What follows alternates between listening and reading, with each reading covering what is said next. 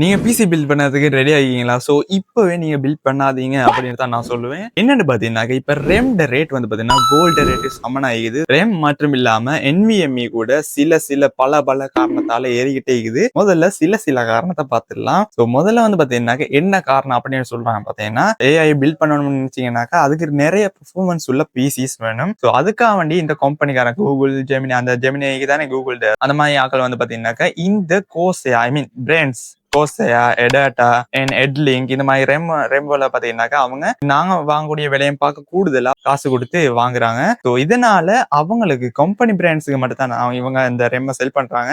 மார்க்கெட்டுக்கு குறைவாவே வந்து கொண்டிருக்குது. ஸோ இது வந்து பாத்தீங்கன்னா ஜிபியுக்கும் ஒரு தட்டுப்பாடு இருந்துச்சு. இப்ப ரெம்முக்கும் NVMe அந்த மாதிரி சம்பந்தம் இதுகளுக்கு வந்து பாத்தீங்கன்னா தட்டுப்பாடு ஏற்பட்டிக்குது. ஸோ இதனால நீங்க வந்து இப்பவே பிசி பில் பண்ணாதீங்க. கொஞ்சம் காலம் ஒரு வருஷத்துக்கு பிறகு பின்ன பண்றீங்கன்னா பண்ணுங்க. அப்படி இல்லைன்னா உங்ககிட்ட நிறைய காசு இருந்துச்சுன்னாக்கா நீங்க பண்ணிக்கலாம்.